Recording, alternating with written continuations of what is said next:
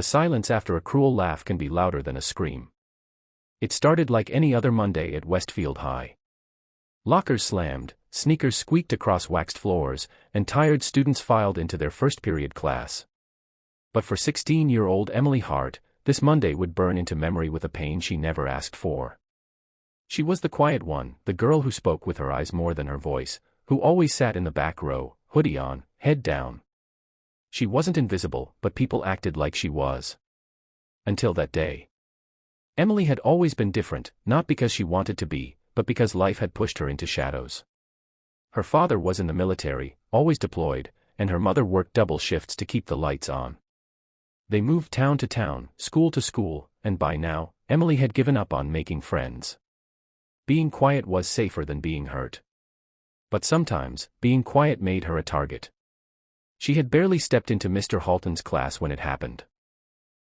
Taylor and Brooke, the self-proclaimed it girls of the junior class, had been whispering and giggling for weeks every time Emily walked by. They didn't need a reason. To them, Emily's silence was weird. Her thrifted clothes. Ugly.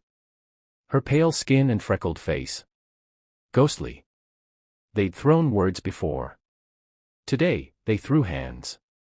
Emily was walking to her seat, clutching her notebook like armor, when Taylor tripped her. She stumbled but didn't fall. Brooke came up behind her, smirking, and without a word, yanked the back of Emily's shirt, hard.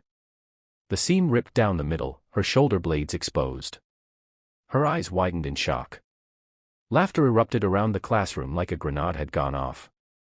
Phones came out. Someone even whistled. Her heart pounded. Her breath caught in her throat. She clutched her torn shirt tightly, trembling. Shame washed over her like fire. The teacher wasn't even in the room. Everyone watched, but no one helped. Then, she snapped. She didn't cry. She didn't scream. Emily took 2 shaky steps to the front of the room, faced the stunned students, and kicked the corner of Mr. Halton's metal desk with every ounce of force in her body. Bang. The desk screeched, jerked sideways, and slammed into the wall. Books flew. A vase shattered. The room fell into complete, suffocating silence. Everyone froze. Emily's eyes, once timid and withdrawn, were blazing. "You think silence means weakness," she said, voice clear and razor-sharp. "You think because I don't talk, I won't fight back." Taylor's mouth opened, but no sound came out.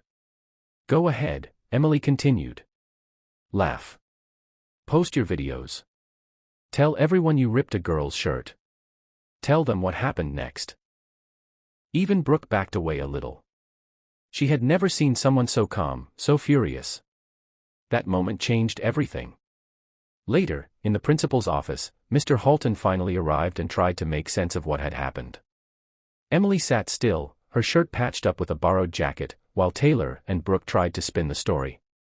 But the security cameras told the truth, and so did the witnesses who, for the first time, chose the side of right. Emily didn't get detention. She got an apology. But that wasn't the end. The school launched an investigation into bullying. Anonymous students began sharing their own stories. A club was started, Speak, standing for, stand, protect, empower all kids. Emily didn't ask to be the face of it. She didn't want the spotlight. But she showed up every week, and that was enough. She started making friends. Not the kind who asked her to change, but the kind who noticed when she was having a bad day. Who texted her memes. Who stood beside her at lunch instead of staring from across the room. The scars of that day didn't vanish. There were still whispers sometimes, and looks. But there was also growth, hers and the school's. 1 year later, Emily was chosen to speak at the anti-bullying assembly. The same girl who once avoided eye contact now stood on stage in front of the entire school. She took a deep breath and said, "I used to think staying silent kept me safe. But staying silent gave them power. I'm not here because I fought back that day. I'm here because I decided I didn't want to live in fear anymore. And neither should any of you." There was no applause at first. Just a heavy, meaningful silence. Then someone stood. Then another. Then the room erupted. Emily didn't need to be loud to be strong. she just needed to be heard. And that day, she finally was.